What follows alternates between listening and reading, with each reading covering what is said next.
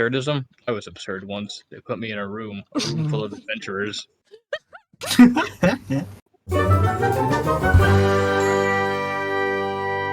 I'm physically in a closet. Mentally, I'm free as a bird, I guess. Birds aren't really all that free. They're chained to their migratory patterns, but metaphor. Yeah, but are you as a person free? Are you really free? Okay, let me go read Foucault again. Fucking everything's a prison. Life is pain. Yeah. I just want to talk about Halo, guys. Yeah, anyway, welcome to the podcast. No. Just shit in your goddamn cereal. You know what? Yeah, welcome to the podcast. Yeah. I'm Elena. It's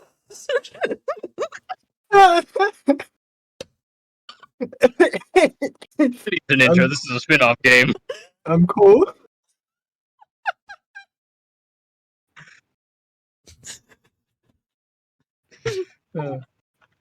Did you know? I yell over him. Yeah, you did. Oh, well, Okay, that's the internet. Yep. It's fine. It's fine. Okay, hi everybody. Jesus Christmas. Get your Christmas out of here. It's almost June. Damn. Full name. I thought it It's was his for full 2023. last name. I thought it was 2023. That's fucked up.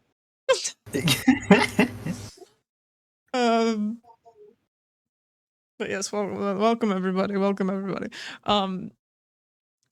Today we are not diving into a rabbit hole of existentialism, but we are talking about more Halo. Foucault was an existentialist, if I recall correctly, but I might not.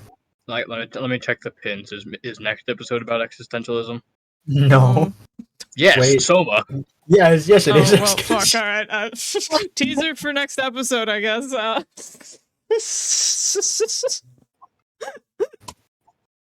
Are we even talking about the right guy when I'm talking about Foucault? I don't even fucking remember. I don't know, man.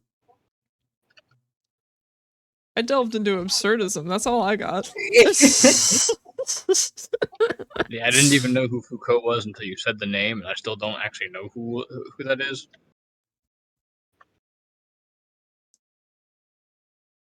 I am right. It was Foucault who said that everything is a prison and compared things to prisons, like all the time. I think he's also the Panopticon guy, so... Is it weird that the first exposure I had to the word Panopticon was in reference to fly mating rituals? What? Hey, Alina, tell us about Halo 3 ODST. Okay. Yeah, so today's Yeah, episode... I don't want to open that. I don't want to open that box of worms. A jar of flies. But yes, today's episode is about Halo 3 ODST. Now I know you might be wondering, why aren't we talking about Halo 3? Well, fun fact about Halo 3 ODST, it actually takes place in between 2 and 3. So, timeline-wise, this is great. And we started with Reach, so... And we started with Reach. If we were going by games, Reach would have been later. 2 episodes from now. Yes. But yes. So Halo 3 ODST is a bit of a spin-off game from the main series. And the draw, I suppose, for ODST is that you are not playing as a Spartan, but you are playing as an ODST. Multiple ODSTs. It's like a visual novel. No, but Can you imagine if it did, though? That Let's would be be so real, weird. Fucking Microsoft 343 should release a Halo visual novel dating sim like they did for Kentucky Fried Chicken. I want that so bad. I'd go for the Arbiter. And no one else. No, I'd go for Johnson. I'd go for Johnson too. I like both of those characters. Anyway. But Microsoft is allergic to good business decisions, so... I'm sure there's someone out there who will make one for funsies eventually. If it doesn't already exist. True. Fanfiction. Just read fanfiction. I don't want to read fanfiction. Well, That's more of a commitment than a visual novel with 900 endings. No, it isn't. Well, it depends on which fanfiction you're reading. Yes, it is. It depends. But most of them are not that long.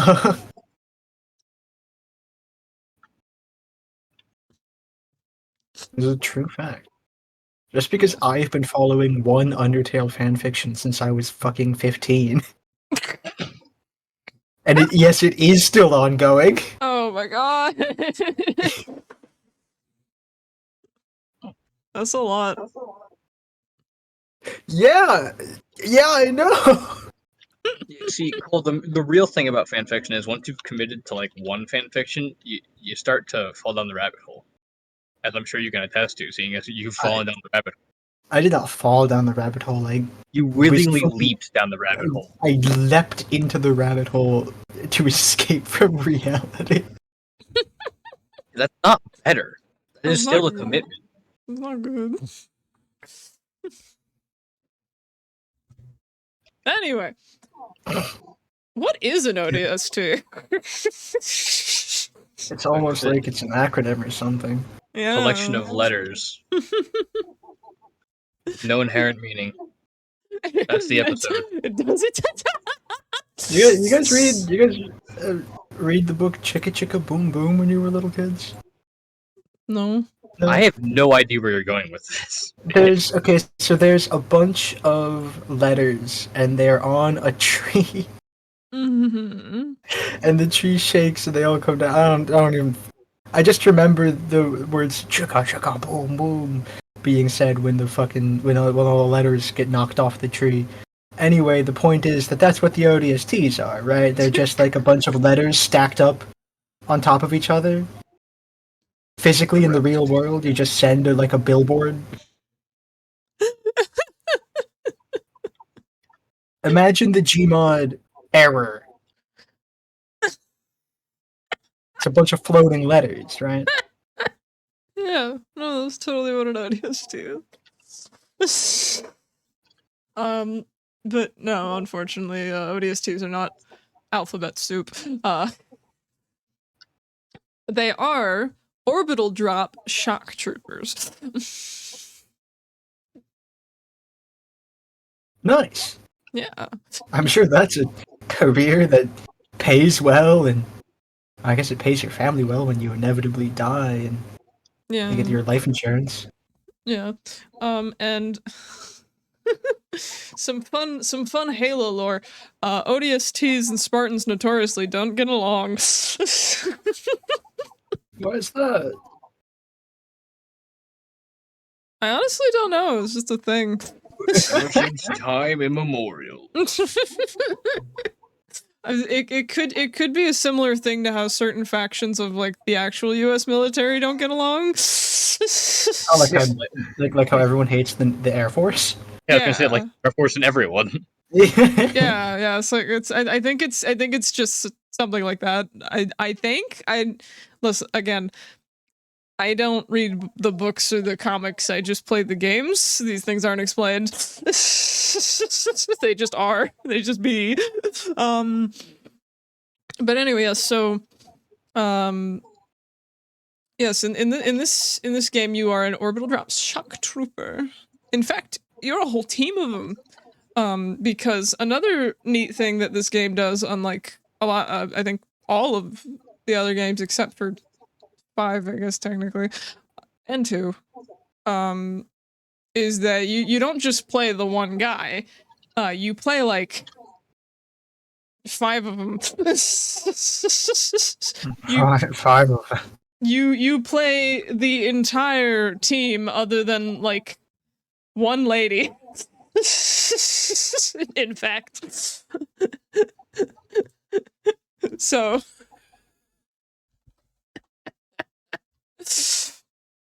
it's a whole smorgasbord of people.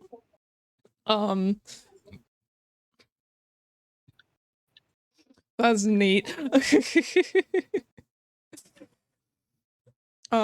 So the way this game starts is that you are your whole posse is in a ship, and you have orders to take your drop pods and go down to New Mombasa because it's currently being attacked by the Covenant. If any of you watched the previous podcast episode about Halo, or if you've played Halo 2, you know what's gonna happen. Yay! So the team sort of gets their introductions here. The first one on screen is the Rookie, which is technically you, but you also play everyone else except for one lady. But the Rookie is technically you. Is the Rookie, and he's sleeping. He fall asleep. And you get woken up by, I think it's Dutch. I think, maybe. Somebody knocks you awake. From Red Dead It's the Redemption. sniper guy. He whacks you with his sniper rifle. Oh, yeah. Then that's not Dutch, it's Romeo. I hate that guy. But yeah, you get woken up, and everybody's like, "We're dropping, lads. We're going down."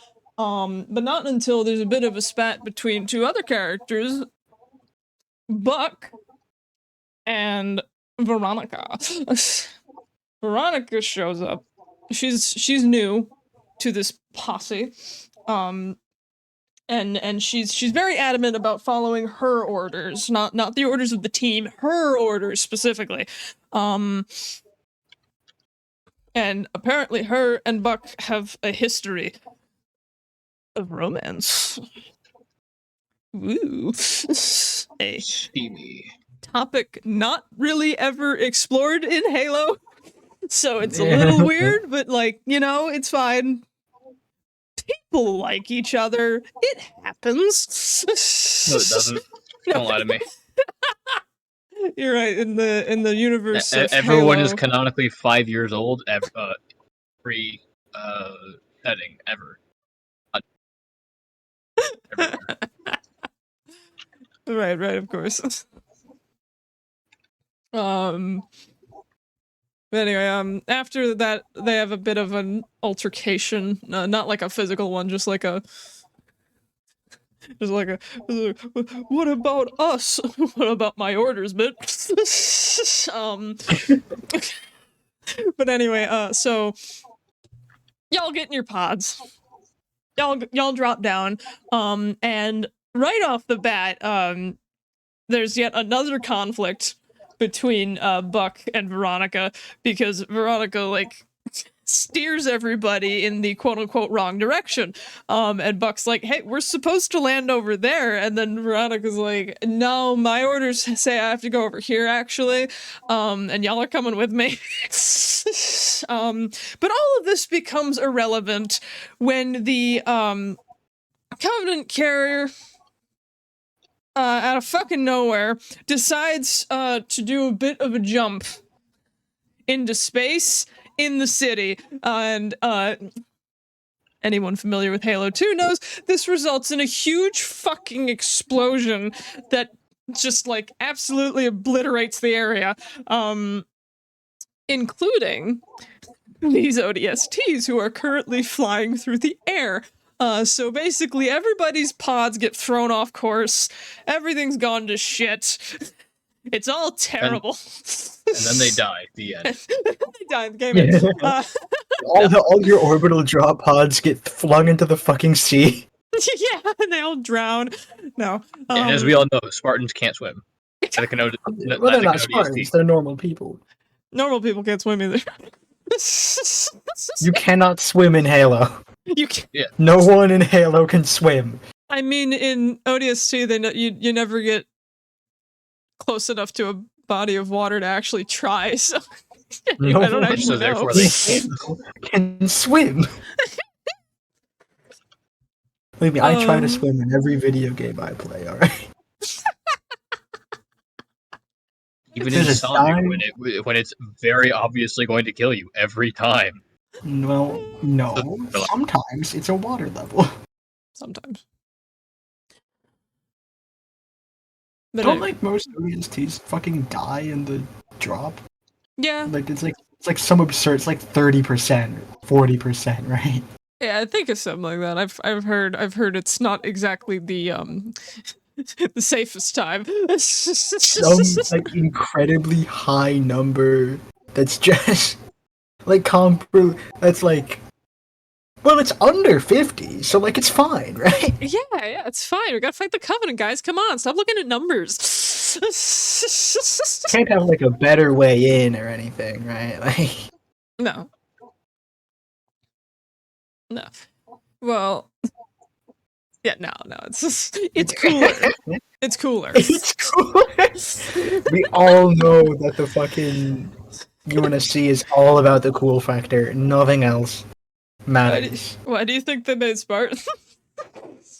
Well, that I mean, it just second time was Oni, but the first time, I think, was the UNSC. Maybe. I know it was The the third third- time for sure. Third time, the third and The yeah, third and fourth and however fucking many other there are now. there's 4. There are just 4. Okay. Cool. There probably won't be a 5th one, I bet, because the 4s were so badly received because of their presentation. They were presented dog shit in the games. Yes, but we're not talking about those games right now. I have a word for 343. Yeah, we'll get there. We will get there, but we're not at 343 right now. We're on Bungie. Yeah, and I have a word for Bungie. Fix your fucking destinies. Yeah, when we do the Destiny video, Then we'll have words for Bungie, but right now we're looking at Different. Halo. different words for Bungie. Halo good. Anyway.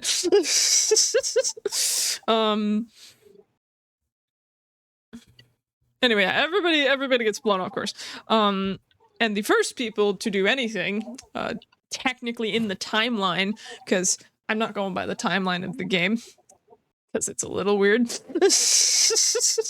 And we'll get to why, but the first people to do anything are Buck and Veronica. Again, this is really focusing on these two. So, first mission, you play as Buck. You play as Buck, you get out of your pod that's been fucking crashed upside down. And Veronica's immediately on comms like, hey, I'm surrounded. Could you come help? My pod's stuck. And you know, Buck's like, don't worry, I'll get you.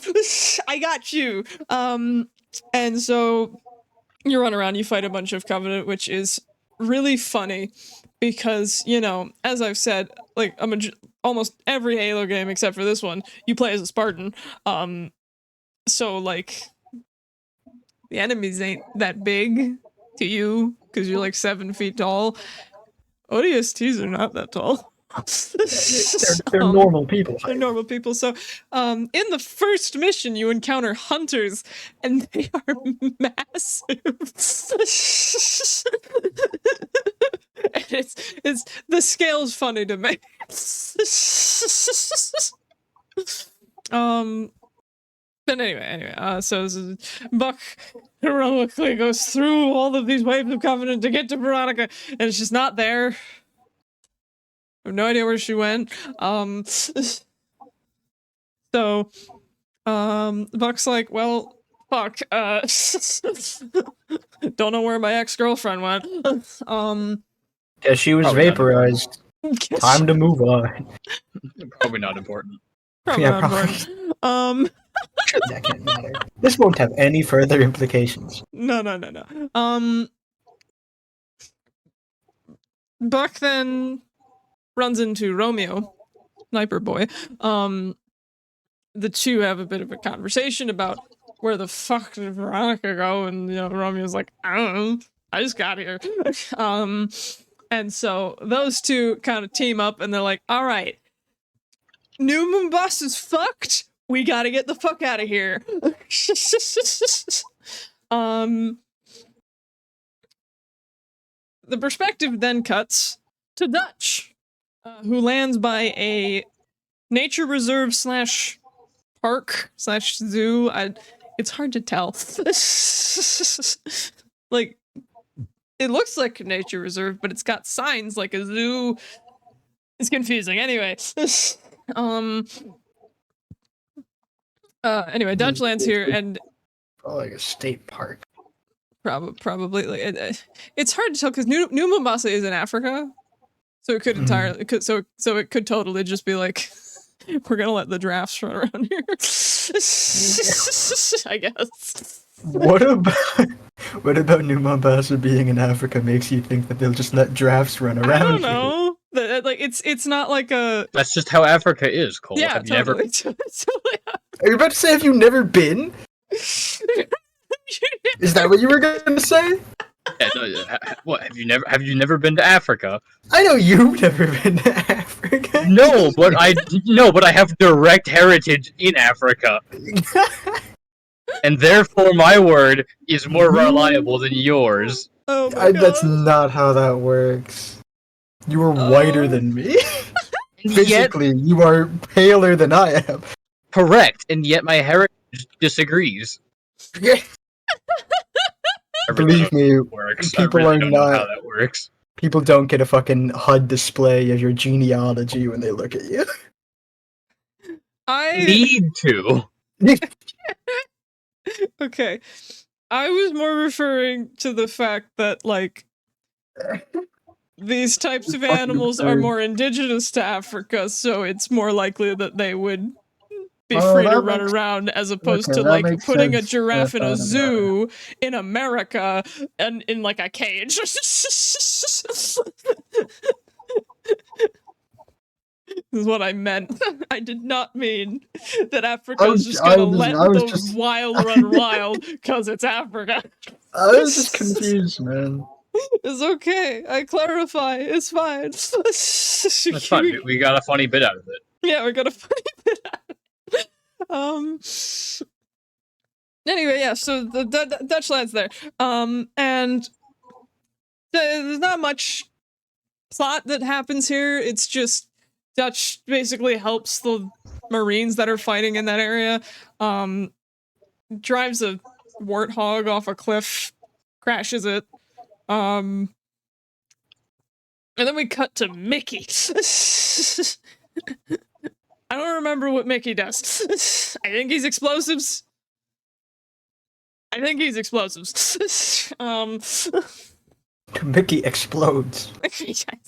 I don't remember, but unless Dutch is explosive. I don't remember. Anyway. Mickey lands somewhere in the city, and he also helps the Marines in his area by getting in a tank and blowing up the Covenant a bunch. He then runs into Dutch. You fight in an area, and then the two encounter a police officer who's like, hey, any of you know how to arm explosives?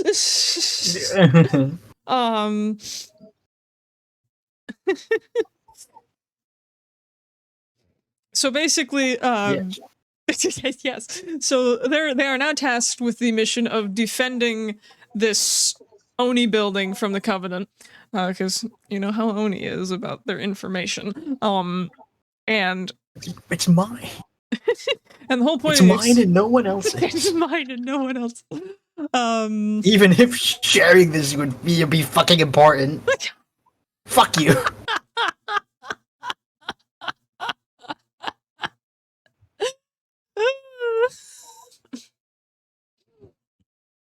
But anyway, But yeah, so these two basically blow up the bridge that goes to this building to slow down Covenant forces. They get into the building, the Covenant are flooding in like crazy. So the guy who's in charge of the operation, I have no idea what his name is, is just like, you know what? Fuck it. We're blowing up the building. So you blow up the building.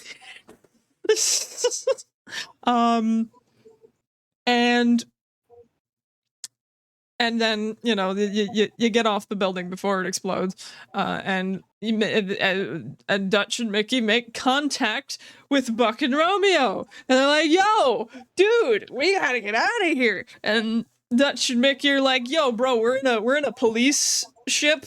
We'll come pick you up." And then they get shot down. So, Buck and Romeo now have to get to them to help them defend themselves until more help can arrive.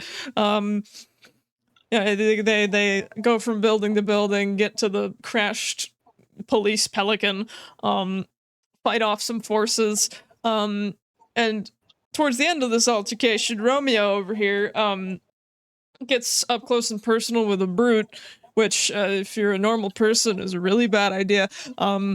And the brute takes his gravity hammer, turns it to the sharp end, and stabs Romeo in the chest,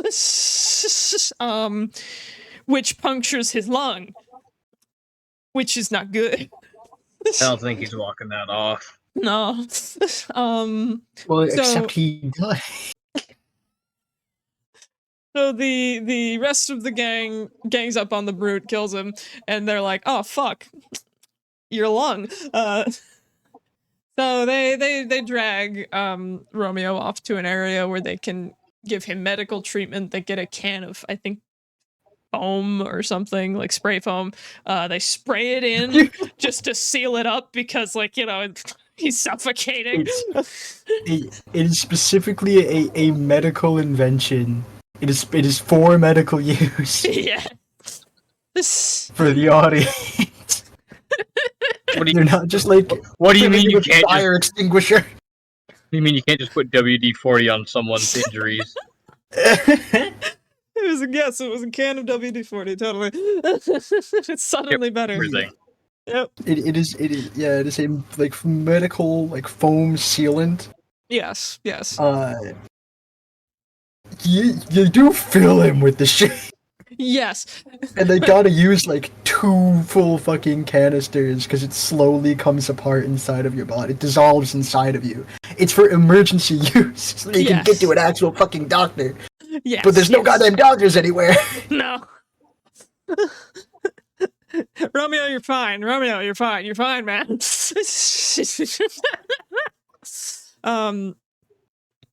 Anyway. So yes,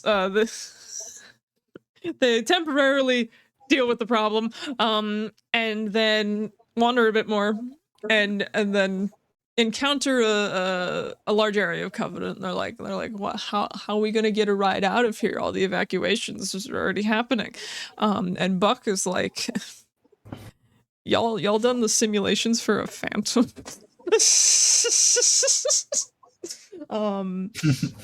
So the group steals a Phantom.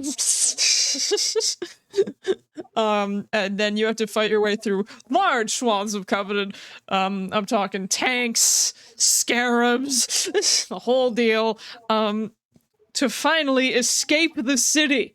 They get out of the city, and it's like, oh boy, we're home free, right, Buck? So Buck comes to a realization. After one of the people mentioned that the sewers of New Mombasa are completely flooded with Covenant. So much Covenant underground. And he sort of connects some dots. Because if you remember, Veronica was like, I have a special mission. And so Buck's like, can we do a U-turn? Can we go back in? I know we just got out. Can we go back in? Yeah. Quite literally, that's what he does. And everyone's like, "Well, why?" And he's like, I know where she is.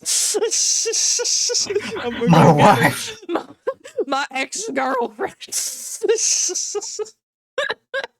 So My wife, I mean my ex-girlfriend. my beautiful ex-girlfriend. What's a Wex girlfriend, boss? It's when the relationship's complicated. That's what that fucking Facebook status means. Yes, ex-girlfriend, that's what it means. That's the only thing it can mean. It's the only thing it can mean. So, okay. For this entire time, now everybody's doing all this stuff, blah, blah, blah, blah.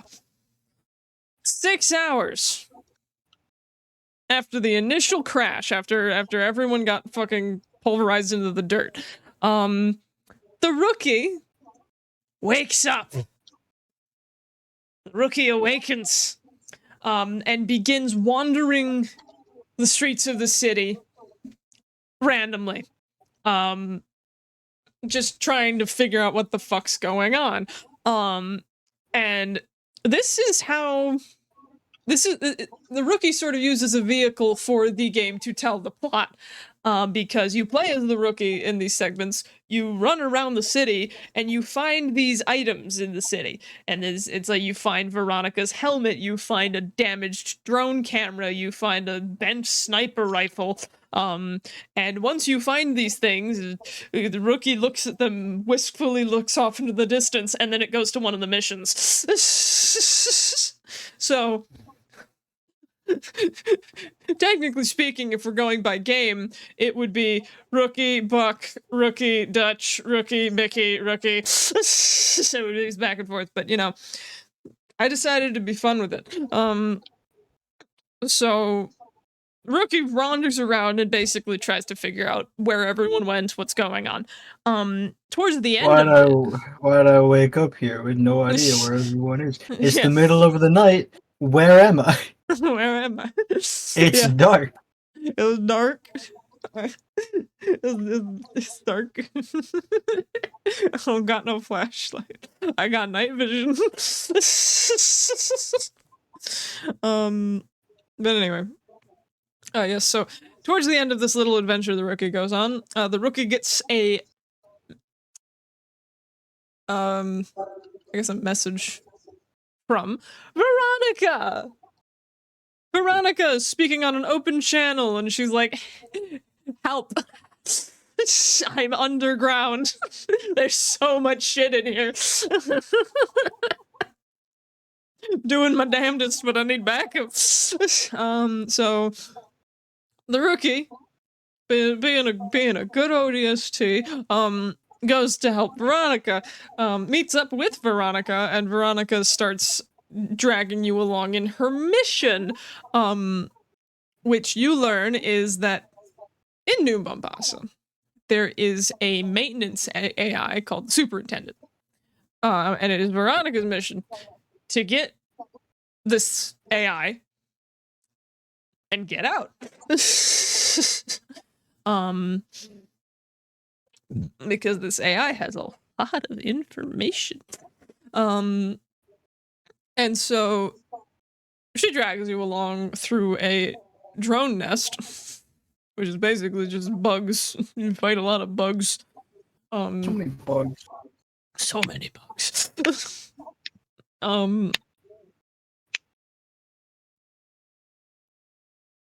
Anyway,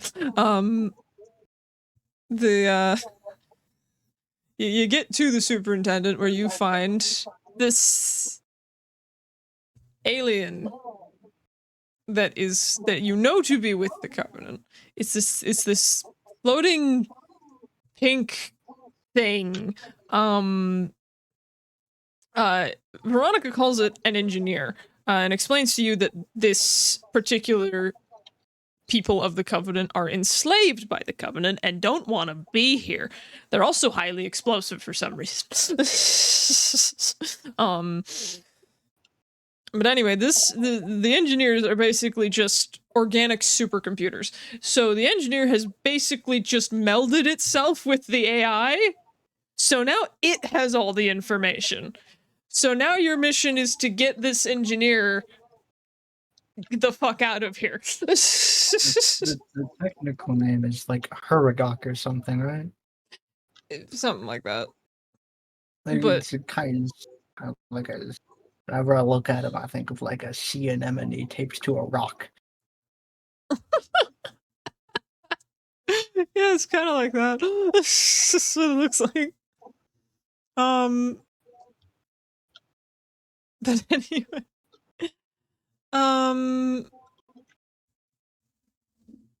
yeah. So at this point, Buck finally catches up to you lot, and is like, Veronica, I'm here. And Veronica's like, oh my gosh, you're here. That's so great. Help me carry this thing. And Buck's like, the fuck is that? Like this floating snail. Yeah. And she's like, and she's like, oh, like these guys are great. You haven't killed any of them on the way here, have you? And Buck's like, no, Funny story. no, I haven't killed. Maybe one or two.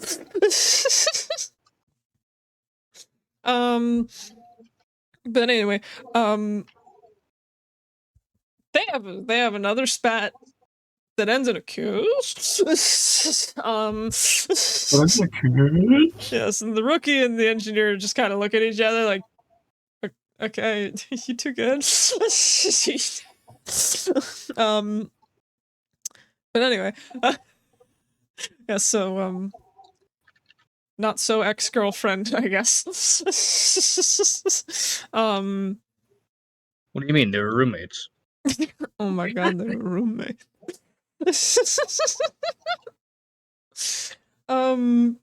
But yes, so you, Buck, Veronica, and the floaty boy, all make for a escape. Because Buck has the other lads, still in the Phantom, on a rendezvous for pickup, so that y'all can leave. And you know, you drive down a freeway, you fight a bunch of Covenant. There's this whole like standoff at the very end, and then the lads come over and are like, "We're here, get in," and y'all get in with a bit of difficulty because the engineer's like, "Oh no, I don't want to go back to the Covenant. I don't like it." It's like you basically have to drag it into the Phantom because it doesn't like the Phantom. Don't know why it wouldn't like the Phantom. It's totally not an obvious reason. Like it's chronically abused by the Covenant or something. No, that didn't happen. But anyway, so y'all get in the ship and you fly off, and as you fly off, you see that there are multiple Covenant cruisers now, and they're all glassing this one area near New Mombasa. It's like they're digging for something. Yeah, you know, Buck and Veronica and the rest of the people are like, the fuck are they doing over there? But they don't know. They're just happy they got out of New Mombasa. And then they fly off into the sunset. That's the end of the game. It's a much simpler game than the others. Mostly because We've been here for what, half an hour? Yeah. Yeah. Mostly because it is a spin-off game. So it's not nearly as time consuming as the others. Unless you get lost in the city really easily, then it could take forever. But yes, this oh, I forgot. End credit scene has Johnson in it. Which, regardless of your opinion of the game, makes it worth it. Yeah, obvious. Yeah, obviously. And so basically, Johnson wants to talk to the engineer, walks up to it, gets it to light his cigar for him, and is like, "So your friends there digging a mighty big hole. The fuck is that about?" And then it ends. Which that will become interesting once we talk about 3. We haven't talked about 3 yet, so. Ha. Huh. But yeah, this game was a bit of a diversion from what Halo at the time was like.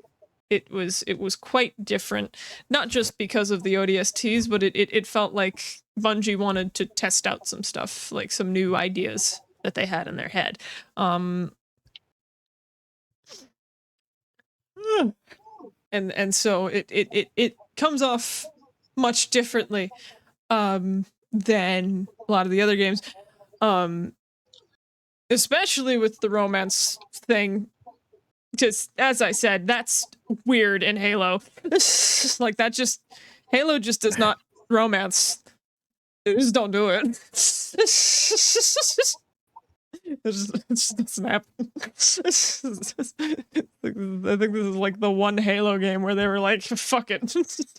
These two fucked once, I guess. Romance subplot. Shove it in there. More than once, it sounds. I guess. I don't know.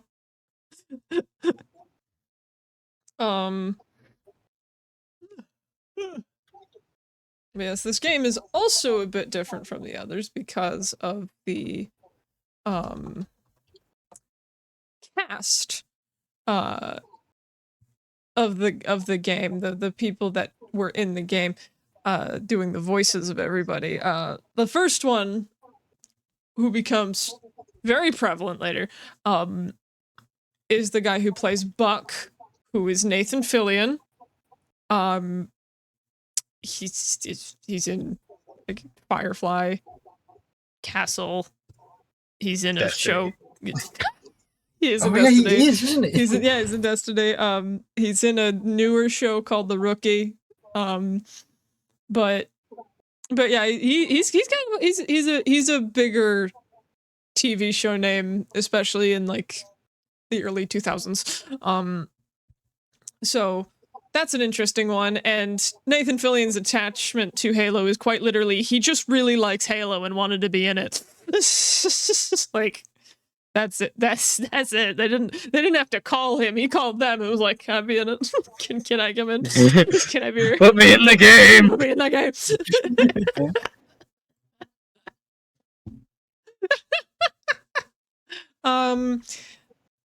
Another interesting thing about the rest of the cast that I know less about them, but I do know that all of them, or most of them at least, were the cast of Firefly. So essentially from what I can gather, Nathan Fillion, in order to fill in the cast of this game, just called all his Firefly friends and was like, hey, you want to be in Halo with me? And they all said, sure, man, whatever. So, that sort of makes the dynamic of these characters a bit different because, like, all of these people have worked together on a show before.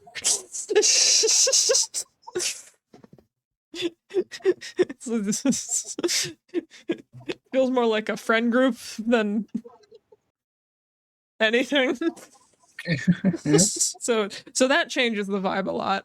The only person that I know for a fact doesn't have any ties to anything is the Rookie, and that's because the Rookie does not say anything. The Rookie is dead silent. Which, you know, Noble Six from Reach doesn't say much, but they have some lines. Master Chief doesn't talk that much, at least in the earlier games, but he has lines. Rookie doesn't say shit. Rookie says 0 things the whole time. Yes, he quite literally has 0 script, other than like visual cues which are animated, so it doesn't matter.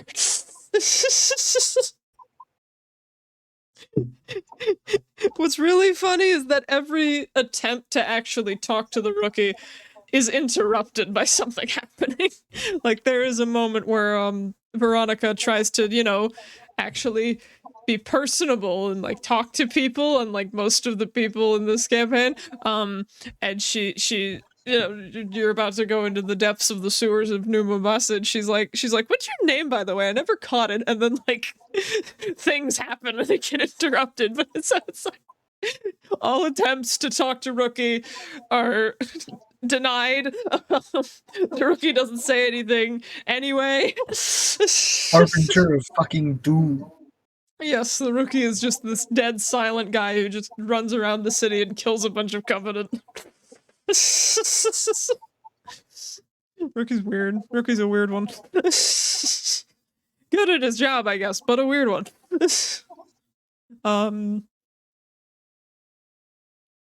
But yeah, but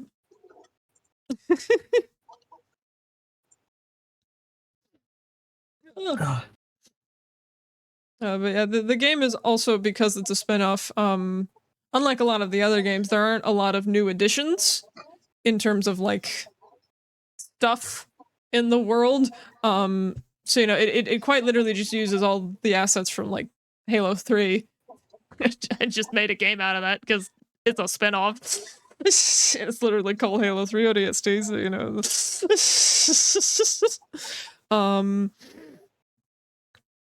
But yeah, I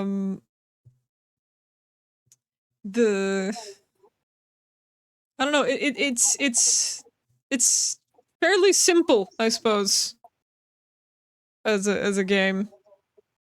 The music's interesting.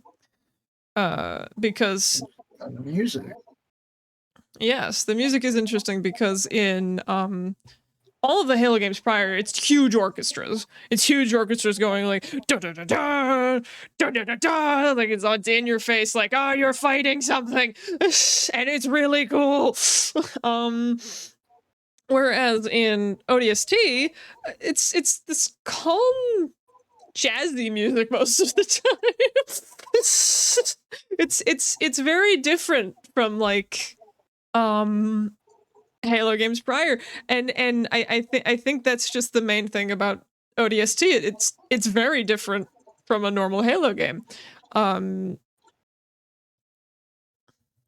so I don't know. It's I feel like in a lot of areas it does fall a bit more flat than a lot of the other Halo games, because like you can kind of tell with Noble 6. Not Noble 6. I'm getting my names mixed up. But with the Rookie, running Noble around the 6 city. time travels.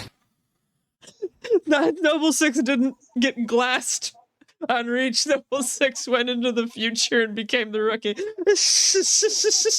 Totally, that's what happened. But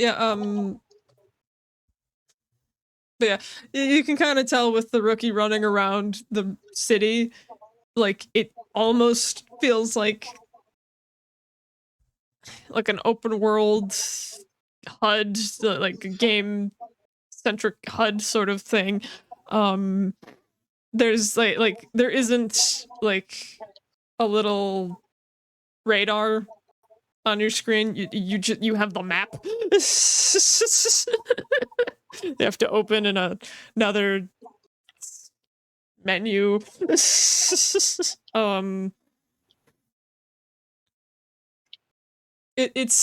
a lot of different.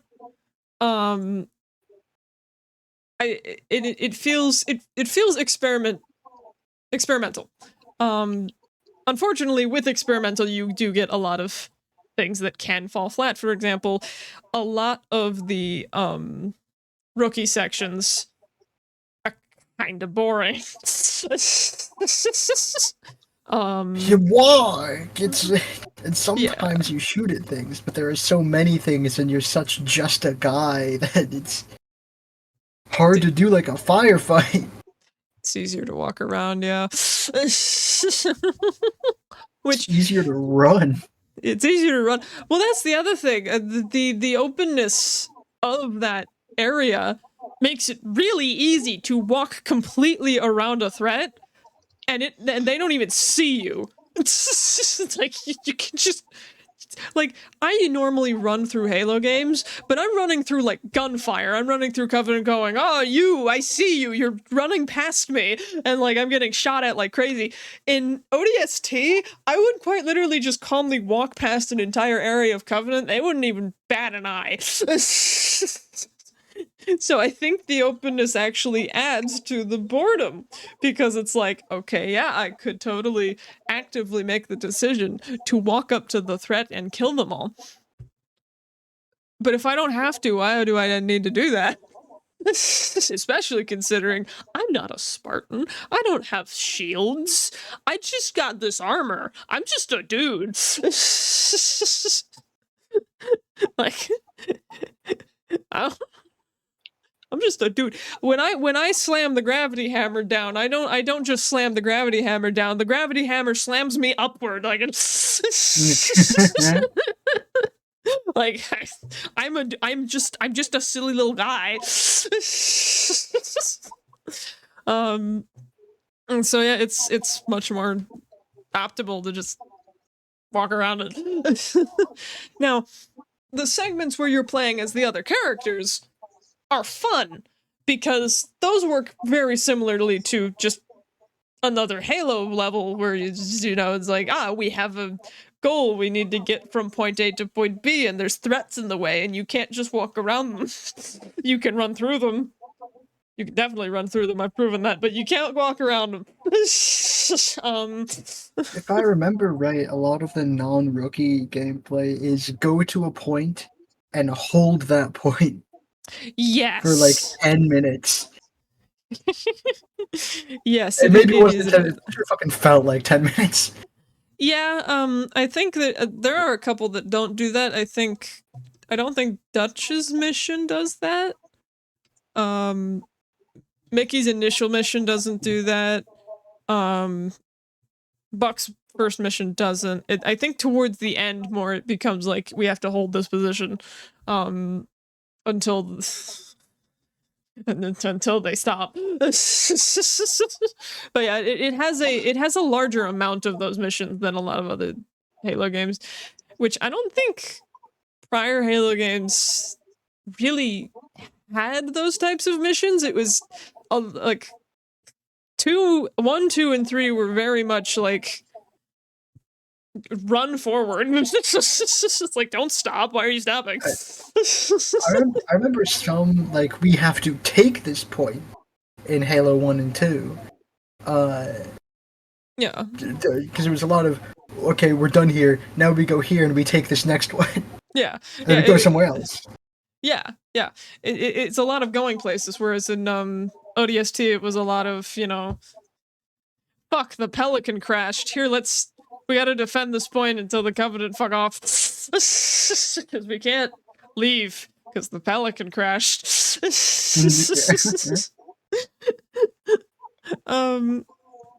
it's also got a lot of the classic Halo stuff. You've got your tank mission. You've got your mission where you predominantly drive a warthog. Not a lot of flying, but that wasn't that common in Halo. Like, flying was common in Halo, but like having a specific mission for flying was a bit of a newer one.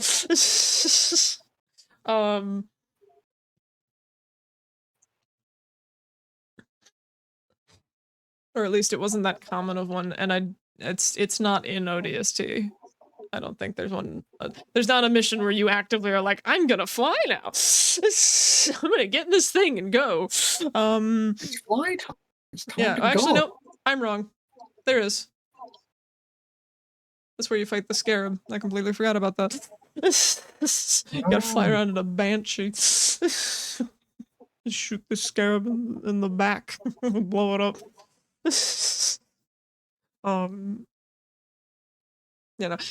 My memory of this game is a lot worse than the others because I haven't played this one 50 bajillion times. Like, ODST is a good game.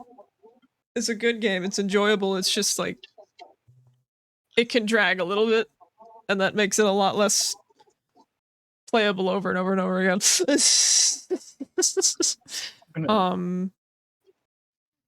Yeah. It does. I'm thinking about the story. The story? Veronica knew that the floaty guy was down there the whole time. Mm-hmm. So I'm just in my head, I'm thinking like, man, Oni's really bad at military operations. Yeah. Well, And by extension, it kind of makes the UNSC a little bad at some military operations. Yeah, well, okay.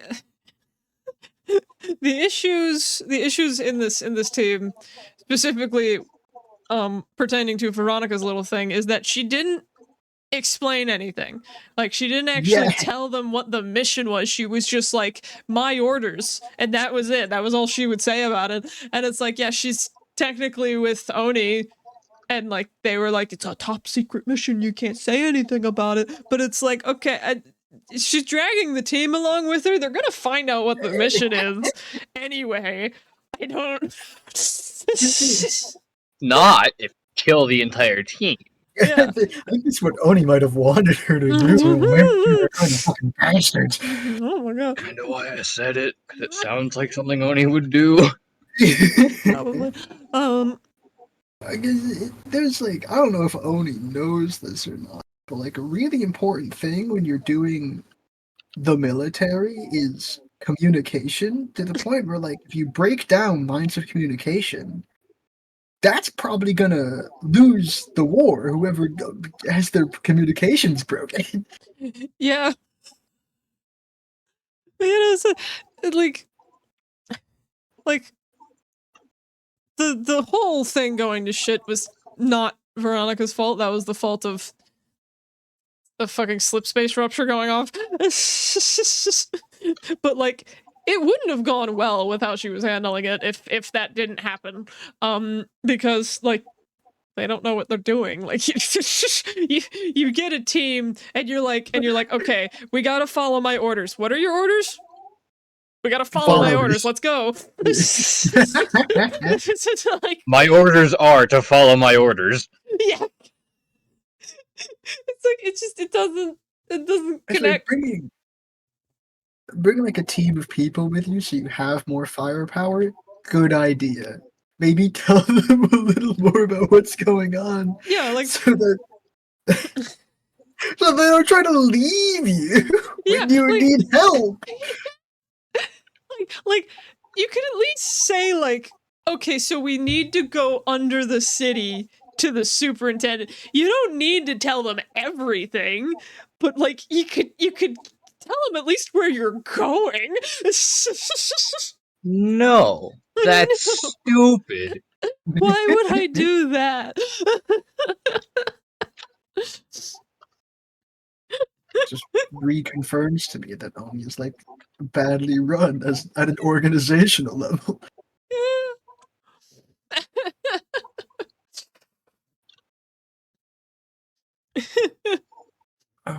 Random aside, a thing I've always, on one hand, wanted, and on the other hand, desperately do not want, explored in the games, is what the fuck is up with the insurgency? Because it's like on the one hand, that is the technical original reason that the Spartan 2s were created, was to stamp out the insurgency permanently forever.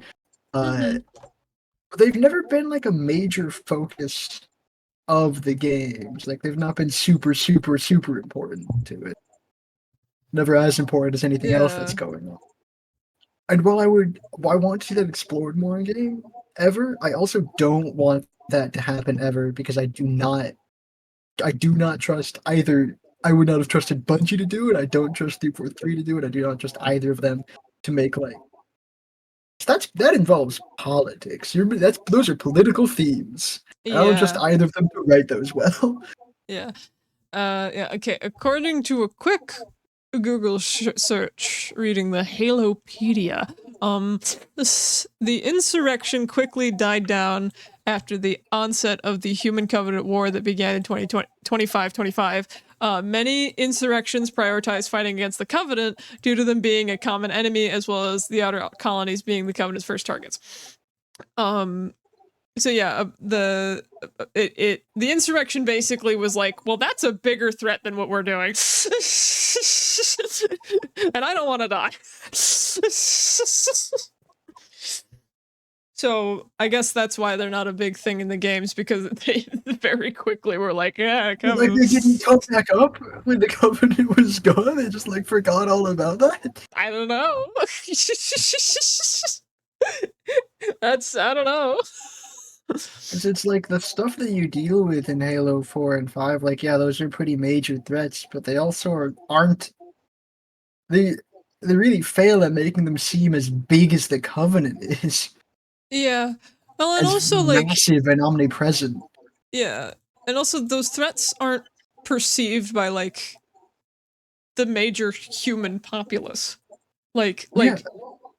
it's I don't want to get too into it because we're gonna do episodes on them, but like Yeah. those threats are much more disconnected from humanity as a whole than the Covenant was, because the Covenant was like directly attacking humans. Like, they were trying to find every human colony and be like, fuck you, get glassed, I hate you. Like, all the way up to Earth. Like by the time we get to, you know, fucking hell, by the time we get to like Halo Combat Evolved, Earth's the only one left. Like, the Covenant went on a genocide. That was the idea. Yeah, like the Covenant killed everybody. And it's like the other threats that pop up after 3 haven't done that. Or if they did, it was either on a much smaller scale or it wasn't communicated well. And yeah, so the threats, think of the 1 in 4 specifically, did wreak some havoc in, like, it wasn't a lot, because once he gets off that planet, he like destroys a space station. It destroys a space station, and he said he hits a section of, like, I think it was like Colorado, if I'm remembering right. So he achieves basically nothing. Yeah, no, like especially when you compare it to the Covenant, because it's like, okay, yeah, you blew up a state. The Covenant killed countless planets. You blew up the state of Colorado. I mean, to be fair, that is still a huge victory. The Rockies! Who cares about the fucking Rockies? Is it a huge victory for the threat, or is it a huge victory for both? Honestly, everyone benefits from no Colorado. Oh my god! I don't know, man. I would have preferred. I would have preferred them hitting Ohio. Where is Nestle supposed to get all their bottled water from? Oh no!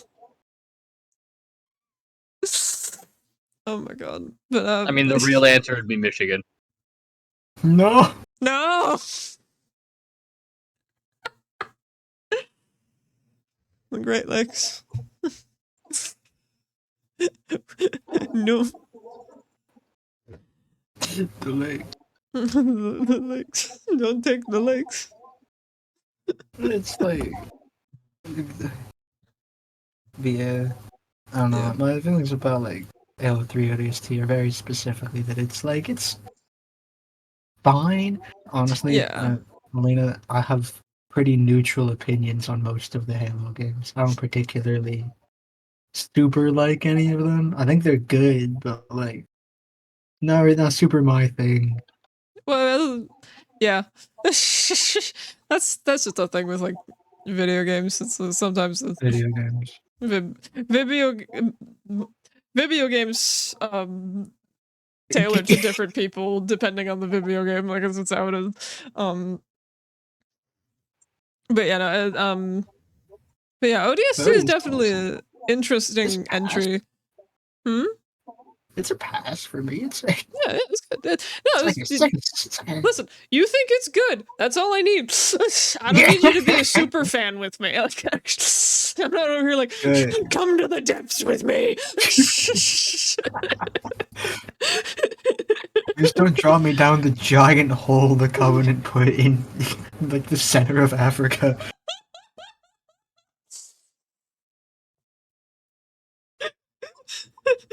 Come on. That's it. You're going to the Covenant hole.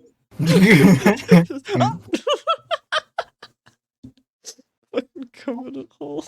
It's like ODST is definitely a really weird one. I think it was. I think it would have been really cool to have more games in its style. Going forwards, have like more side games. Have more side fucking games in general. I'm so sick. Tangentially related to last week's thing, I'm so fucking sick of. This is just a general thought as well. I'm so tired of companies trying to create media franchises that never, ever end. Yeah. I'm so tired. Honestly, this is my opinion.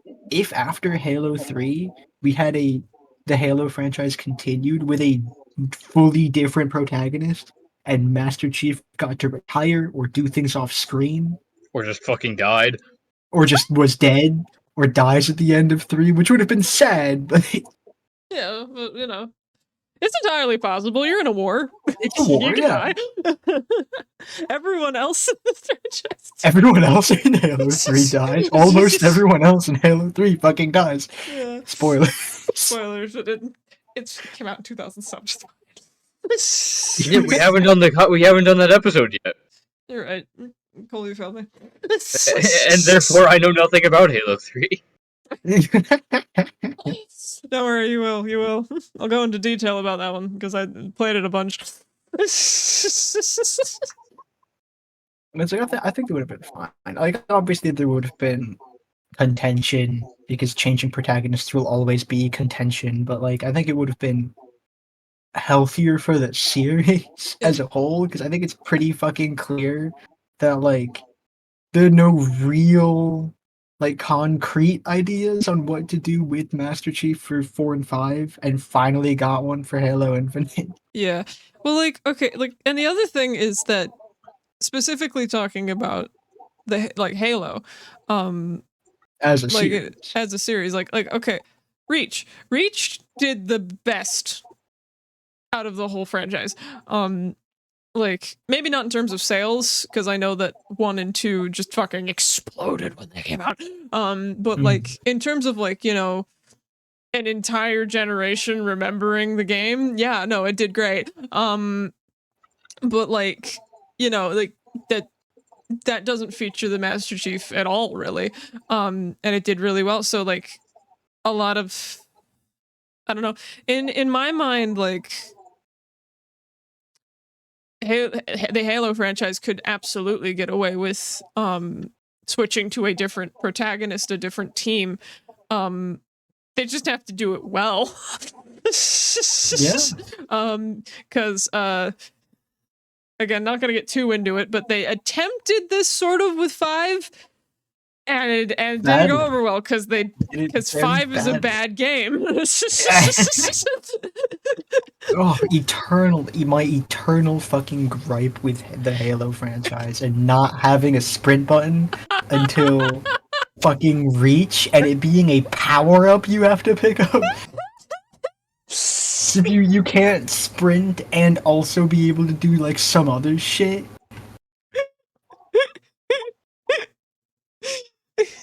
I don't know, I think it's funny. Hate about the Halo franchise, top of the list, no fucking sprint button until Infinite? No, it's 4. You're not even until 4? Yeah, 4 is a sprint button. 4 is a sprint button? The only fucking good change. That's probably not true. I'm just really steamed right now. That's fine. That's valid. Yeah, no, the majority of my video game experience has been Halo, so like the no sprinting really doesn't bother me, but I can totally see it bothering other people. I think we talked about this when we talked about Combat Evolved. Is like the control scheme for Halo is very unique. Yes.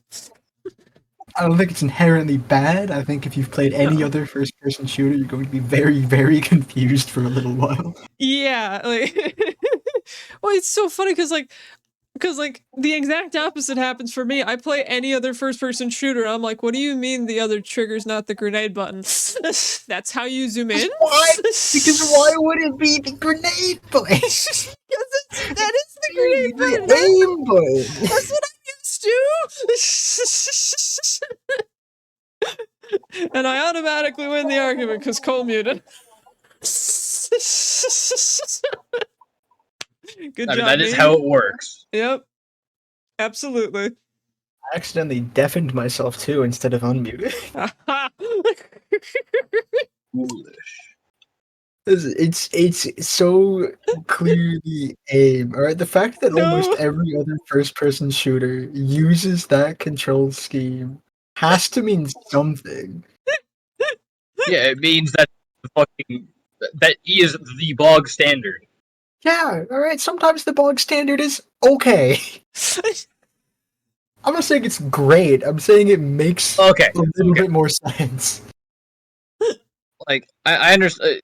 What, you click the right stick in for aiming on Halo? Yes. That just don't make sense. It just don't gel with me. Well, okay, I like it because like like you hit the aim thing and then it stays aimed and you don't have to hold it down. You can do that with the triggers too. You just gotta select toggle aim. Most games have that as an option. Yeah, but like, you don't have to do that in Halo. It's built in. Intricately designed game settings save my ass. Look, if the first thing you do when you start up a game is anything other than go into the settings, you're not a real gamer. I guess I'm not a real gamer then. I mean, I absolutely have to go into the settings every time I open something because the sensitivity is like never high enough by default, unless it's Warframe, in which case it's way too fucking high. Yeah, you set that shit to 5 maximum. Yeah. Well, okay, like I like to play a game first and then change the settings because like sometimes I play a game and I'm like, oh, these settings are fine, but sometimes I play a game and I'm like, whoa, that's like the sensitivity is too low or something. Like I have to actually like play the game for a bit before I'm like, okay, I need to change something here. Just guess. No. Yeah, the real gamer instinct is to just know these intrinsically. But actually, pretty fairly consistently, because the default is 5, and I typically have to put it up to 7 or 8 if it's like on a scale of 10. See, for me, it depends on how I play the game. This is too complex for my fucking pea brain to understand right now. Yeah, well, okay, because it's like, okay, like, I don't Fortnite, right? I have the sensitivity turned way up because, like, there's people jumping all around me all the time, and I'm like, I have to turn really fast to be like, bitch, get in my line of sight. Whereas if I'm playing, you know, like, I don't know, when I used to play Overwatch, I didn't touch the sensitivity at all because the majority of characters I played were like snipers, so you don't really have to whip around. So it for me it depends on the game. So like I have to take a second and like play it and then go, I must change these things.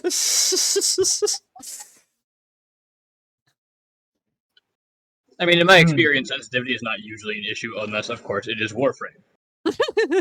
Well, yeah, Warframe absolutely is the exception to this. I've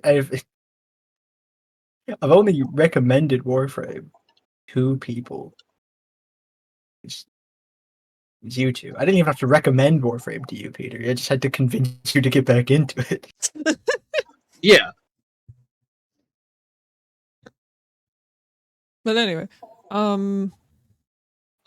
Halo. I would have liked more things in the style of ODST, as in like you are a normal person Yeah. Just because like Master Chief is always throughout the entire Human Covenant War is like doing these giant special ops, and it's not at all representative of what the rest of the war is like. And so I think currently the only other way to get a picture of what the rest of the war is like is to read the books or maybe play, was it Halo Tactics? Halo Wars. A bad Halo option. Wars? Yeah. Yeah, not very good options if you're playing the video game series for the video games. Yeah. And not entirely for the lore and the world building and the story. That's like, okay.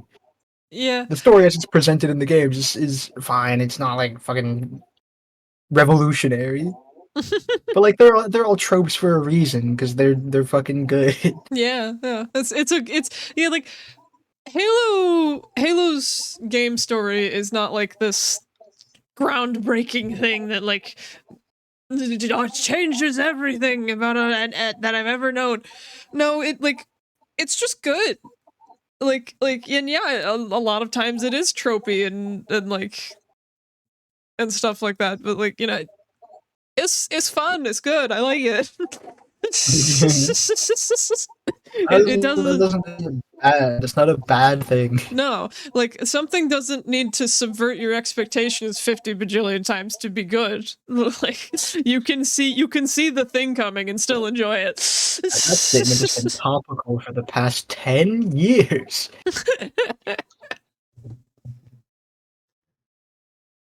I think more spin-off games. One of the most infuriating things that I learned a bit after Helldivers 2 released was that I saw a lot of people saying like, man, if this was like a Halo ODST game, that'd be fucking baller.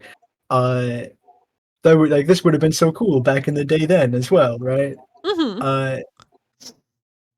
And to then learn that like 343 had been petitioning Microsoft to like work on other things that weren't like mainline games the whole time between 5 and Infinite. I was just like, no. Yeah. Well, it's like, okay, because what Halo has become to Microsoft now is a very milkable cow. That's really it.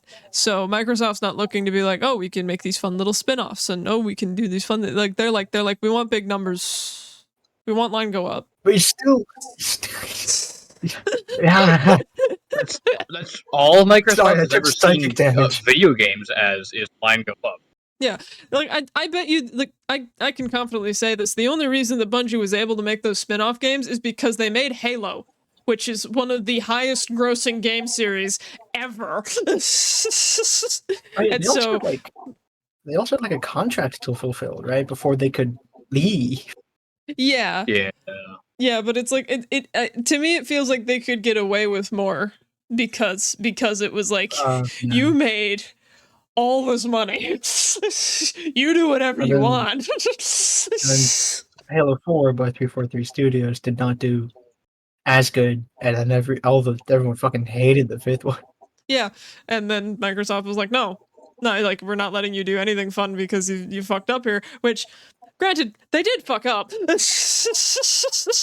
Like I get that, They did fuck up, but it's also like, come on, Microsoft. Yeah, but like, okay, like on the one hand, I agree with you. Like it would have been really cool to have an ODST like style Helldivers game, but on the same time, it's like, okay, looking at this from like a business perspective, we've created this section of the business in order to make this product more. They failed 2 times in a row. What are the odds they're going to succeed the 3rd time? So it's like, okay, we can either let you spend time on the smaller game that's going to fail the same way as the other 2 things, or we can push you to make another big one that would at least make more money. And maybe you'll improve. I mean, well, 3rd time's the charm, you know? I mean, Infinite is better than 4 or 5, which isn't hard, but still. Low bar. there was improvement. There was, in my opinion, vast improvement. There are other people that don't think so, but whatever. It's my podcast. I'll say my opinion. Imagine the other people who don't think so don't like the format of Halo Infinite. They don't like the open worldiness Yeah, of it, which I think is a fair complaint in regards to the Halo series. Yeah. But also, like, it's gonna have to change eventually, or it would die slowly. Yeah, no, and it's, I'm okay with that change. Look, as long, this is a weird thing about Halo games. Like, Halo games just feel different than other games. Like there's, it's very different. I don't know if it's because of the control scheme or how like the physics work or whatever, but it's just it like you just get this feeling of like it's a Halo game. And 4 and 5 were missing that feeling. Like I was like, I played those and I'm like, this doesn't feel like Halo. The first time I played Infinite, I got fucking smacked in the face with that feeling, and I'm like, oh my god, it's Halo. Oh my god, I nailed it. and it's quite frankly impressive to me that, like, you know, they added like a grappling hook and an open world and like the banished and everything, and it still feels like a Halo game. Like, that's just impressive to me. Why it took them so long to do Banish thing? I'll talk about that when we get to like Halo 4. Yeah, Halo 4 Infinite later. It's later. But Later. but yeah, like I and like, to me personally, in terms of that Halo feeling, going back to ODST here, since that's technically the topic, ODST, like, it falls in the middle almost. Like it feels like a Halo game, but not as much as the other Halo games. So it's like it's got the feeling, but it's in limbo, which might be another reason that, like, I didn't play that one as often, because I'm just kind of like, it feels slightly off. It could just be because you're playing as an ODST and everything's wonky in terms of scale because of that. I don't know. But like, ODST's weird. It's just weird. It's interesting. I like it. It's fine, but it's weird. That should be the primary takeaway from this episode. ODST is weird. ODST is weird, yeah. Name of the episode. ODST is weird. Sure, I can do that.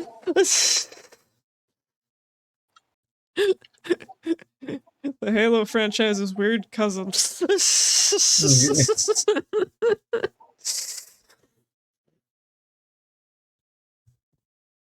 Something like that. Yeah. That's another interesting thing about ODST. Even looking at Reach. In Reach, there were other characters involved in the plot. Like, you know, in Reach, we saw Halsey. There were a bunch of higher ups that would talk to the team. In ODST, that doesn't happen. In ODST, it's very isolated. Like, it's just the team, and there's nobody else. Like, there's no commander. There's no, like, Lord Hood. There's no, like the only other character that shows up is Johnson, and he shows up in the last 30 seconds after the credits. So just to be cool as fuck about it. Yeah, because he's cool as fuck always, anytime he's on screen. And so, you know, it makes that the game all the more isolated with itself. Because, like, you know, with Reach, it's like, yeah, you're not playing as the Master Chief. None of these Spartans show up again. But Halsey's there. You meet Captain Keyes, the Pillar of Autumn's right fucking there. Like, there's connections to the main game, like, in terms of characters. But, like, in ODST, the only real connection is you're in New Mombasa, the slip space rupture happens, and then the Covenant are digging a hole. Hole. the connections are more Diggy hole. diggy Digging a hole. I am a grunt and I'm digging a hole. Sleeper Diggy, agent diggy activated.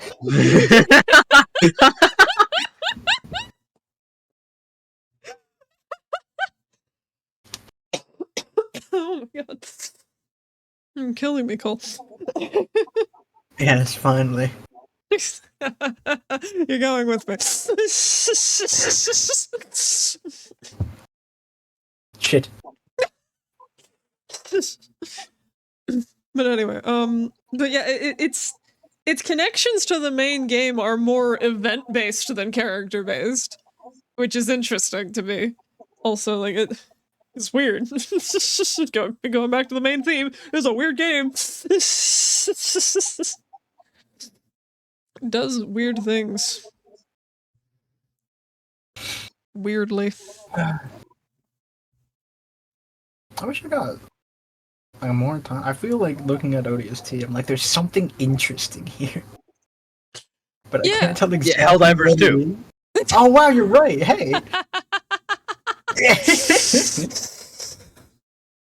I meant the game, but That's the inherent that's just the connection concept of of the inherent connect. Yeah, falling Yeah. from orbit onto Yeah. the battlefield in a rather unsafe manner. and having like fucking 40% casualties. That's optimistic for Helldivers. Yeah. 85% casualties for those guys. Yeah. Double it and give it to the next game. Give it to the next game.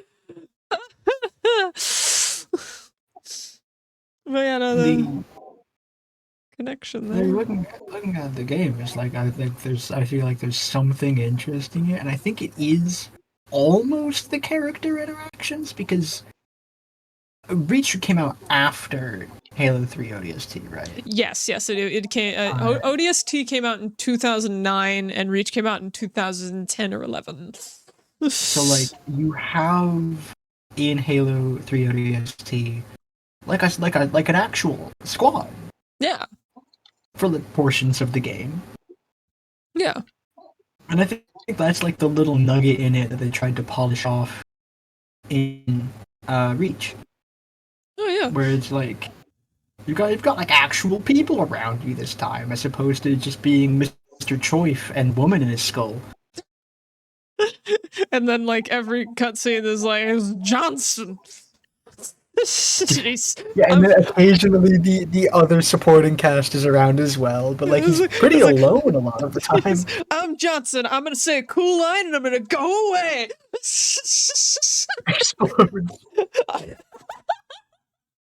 The Halo formula. I know what the ladies like.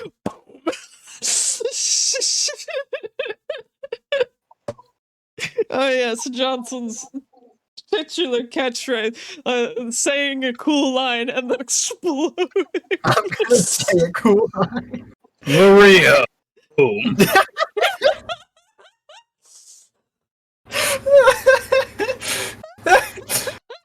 Maria. Maria. Boom. Oh my god. Wonderful viewers, if you don't know what the fuck we're talking about. Fandoms. Hey, go watch Snapcube real-time fandoms. Yes, go watch all of them. We will be making reference to them at random. Do your homework. Yeah, this is your homework assignment.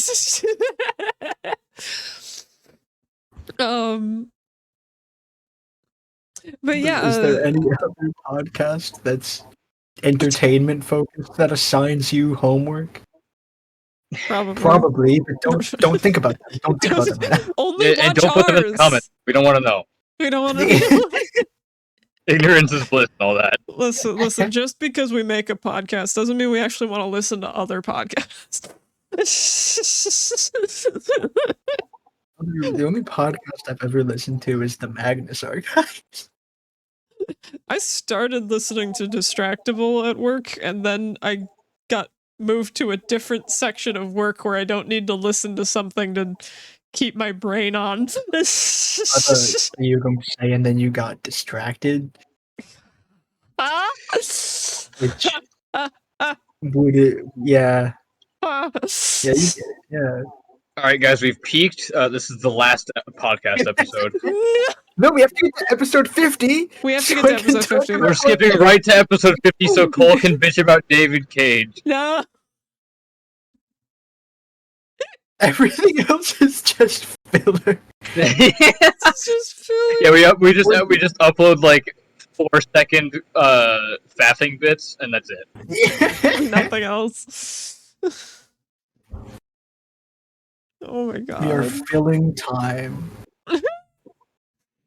But yeah, no, that's another interesting thing because ODST did come out before Reach. Like and some of the stuff that's in Reach was introduced in ODST. Like one major example is the night vision. In Reach, you have night vision, you just inherently have it. But that wasn't a thing until ODST. Which is neat. And it's also what makes me think that, again, that ODST was more of like an experiment to like try stuff out, because there are a couple of things from ODST that end up in later games. Mostly Reach, because after that it's 343 and not Bungie, but yeah, I feel like ODST was Bungie's stepping stone to Reach, in a way. With like how you said how you have like an actual team that you interact with a lot the whole time. Honestly, that wouldn't shock me, especially because like specifically the lack of focus on Master Chief. Yes, that too. Like making a Halo game that's not about the Master Chief blowing up a Halo ring. There are other things in this universe worth making games about. Yeah, always have been. Wow. Someone should tell Microsoft that. Yeah. Maybe they should. Might be a little late now, but you know. Oh well. Master Chief canonically dies in the next fucking Halo game. I would be sad. I like the Master Chief. It would be sad, but it would also force the franchise to change. The real question is, would it be for the better or the worse? It doesn't really matter to me. I have no personal investment in here. I'm well, just I do. Stop making me sad. Well, Alina, we play Dungeons and Dragons. Making our friends sad is like part and parcel of a whole dynamic. Okay, yeah, I understand that. I like Halo more. Sorry. Dungeons and Dragons? Yeah. That's fair. That just really like illustrates the extent of how much you love that series then, because I've seen your devotion to some of your characters. Yeah, okay, like listen, it's a really close thing. Like it's really close, but like if you'd asked me, well, you know, like I honestly just I like Halo better. It's probably because I've played it since I was like 8. I have a connection. But like you know, I don't know, I like it. I like it more. It probably also helps that I've always liked sci-fi a little bit more than fantasy, personally. Which is like not to say that I think fantasy is bad or something. I like fantasy too. I like sci-fi more.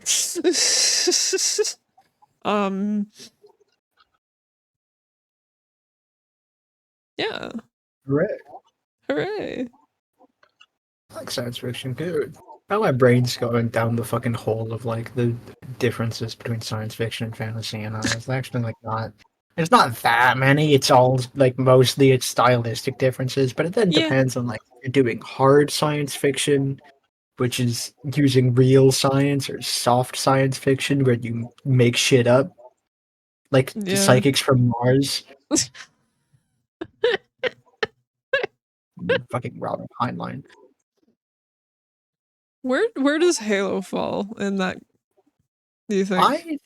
I think Halo starts being like fairly hard science fiction, not like the hardest ever, but like a lot of it is using, I think, like theoretical ideas that are technically based in real world science. Mm-hmm. Then the more the series goes on, and then like always in like the first few games, you have like all the Forerunner shit that like is also technically based in real world science, but it's also like way more vague and doesn't make complete sense. Yeah.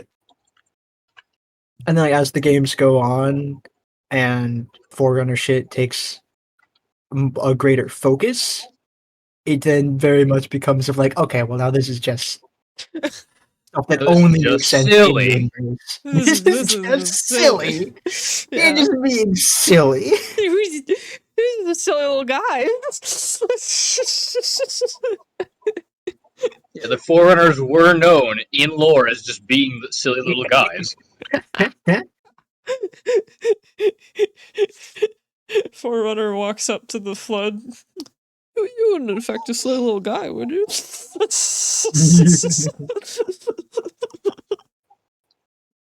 That's another thing about ODST. There's no flood. There's no flood in ODST. If you were a normal soldier and saw flood, you're fucked. Yeah, you're dead. It ends like Reach. Objective: survive, except you can't last like fucking 4 hours. Yeah.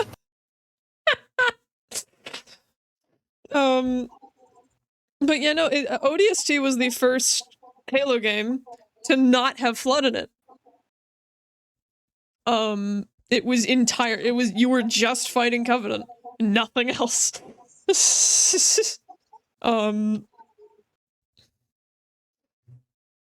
Which also happened in Reach. You're only fighting Covenant. Well, yeah, you pit any normal person, anyone who's not the Master Chief against the Flood, they die. Yeah. This sort of the Flood's whole thing is like, living tissue. Let me just and I've eaten the whole species. Great. Tasty. Tasty. Let's keep going. I got hungry. I got hungry. Guys, can you really blame the grave mine for trying to eradicate the galaxies? He's just hungry. He's just a little hungry. He just wants a snack.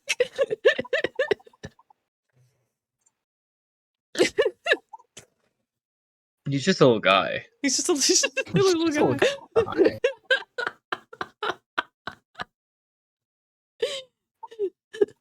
You wouldn't try to stop an infection from a silly little guy, would you? Hey, just come here. Just let me like poke you real quick. I got this knife. I got this knife hand. Let me just nibble on you a little bit. Let me just. It's affection. It's affection. It's like when a cat bites you. Yeah. Just let me unhinge Just my let it jaw. happen. Let it happen. Just let it happen. Dude, let me just unhinge my jaw here and just. Just come on, just a little bit. I'm just a little guy. I'm just a little guy.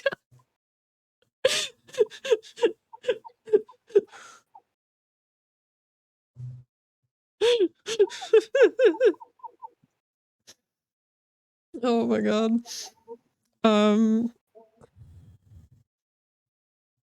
But yeah, ODST's weird. Name drop? Episode name drop? Like for the fourth time. Something tells me we're running out of things to say about Halo 3 ODST, which was weird. Yes, it was. It still is. It still exists. Impossible. Everyone knows that once something is released and you consume it, it ceases to exist. This is why I never finish any video games. You finish a game, it's done. So everything's vanished into ether. Then how have I played 1, 2, and 3 bajillion times?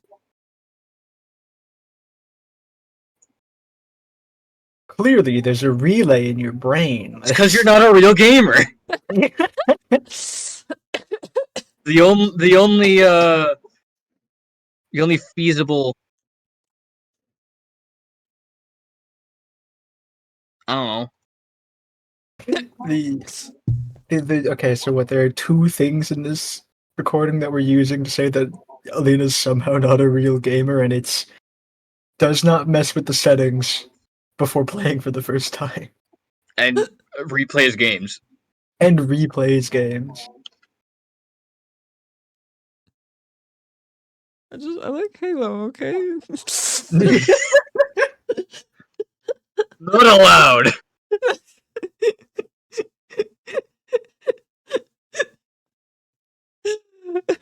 Bogus evidence. This is a fucking circus. Wait a minute.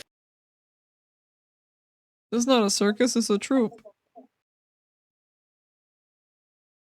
Of tropes. Second name drop of the episode. Allow me to like open mouth cough directly at you, Like a toddler? like a toddler. I had to go outside today. It fucked up my body. Just don't ever go outside again. Yeah. See, people tell me that's unhealthy, but every time I go outside, I get sicker. So, who's really in the wrong there? Nature. Nature. Correct.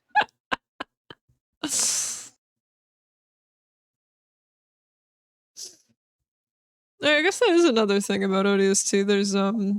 There's audio recordings you can find around the city. Just like real life. Yeah, totally. But yeah, Go around the nearest large city, steal every phone you can find, and listen to whatever. It's not a crime; it's collectible gathering. Yeah, the thing with finding collectibles in the real world cities is that they're not going to lead you on some kind of epic quest to discover the Chicago Rat Hole Shrine. Like, that's just unlikely to happen. You start in New York, you end up in Chicago, you find the Rat Shrine.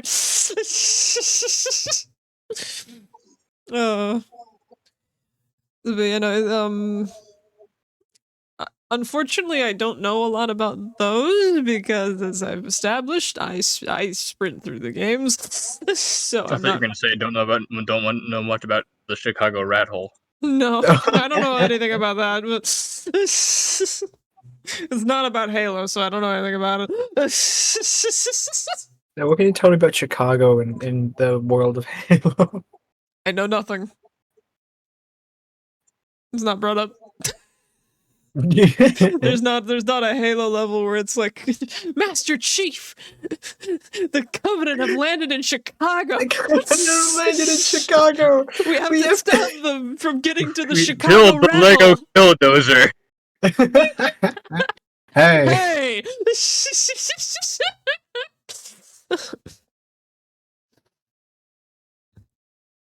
Yeah, no, there's no level like that. There's a level where you run around New Mombasa and then it explodes. Really? Yeah. That's a neat thing about, I guess generally Halo, is that like none of it takes place in the United States, to my knowledge. None of it, very little of it takes place on Earth. Yeah, and the parts that do are in Africa. Alien realms. Yeah, alien realms. I mean, to the team at Bungie, probably.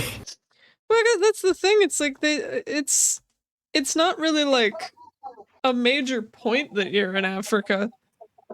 You're just in Africa.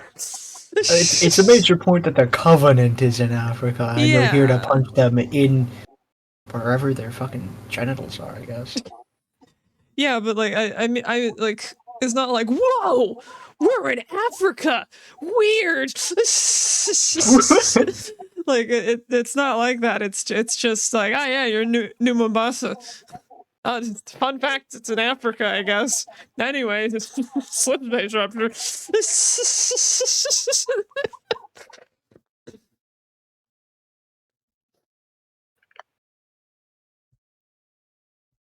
Anyway, do you want me to end the episode? Give it a minute. Of what? Silence? No, not silence. I was just one more thing I want to say about the Africa thing is that like I feel like because they don't draw attention to it, it sort of adds to the whole like UNSC like world government thing. Oh yeah, I mean it is what does UNSC stand for? I always thought it was United Nations I think it's Space Space Corps. Cowboy. is something like that. Cowboys? Space Cowboys. Oh, It they're in a is western. the United Nations Space Command.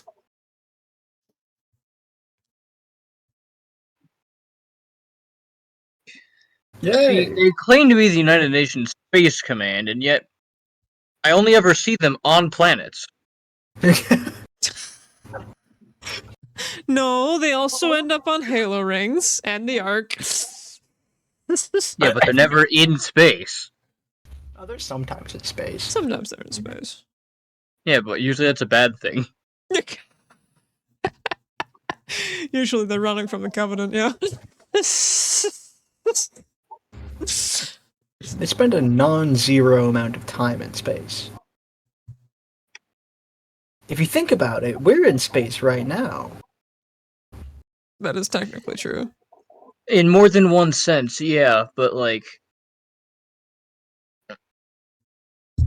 Fucking... Everyone still makes fun of Space Force.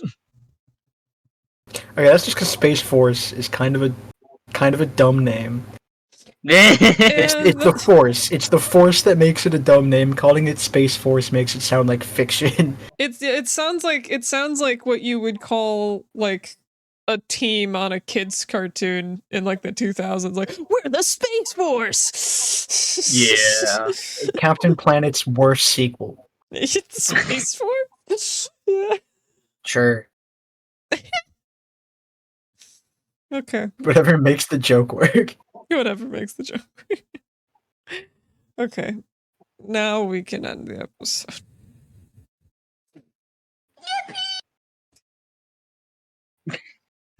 It's my Yay, favorite the one. episode ended.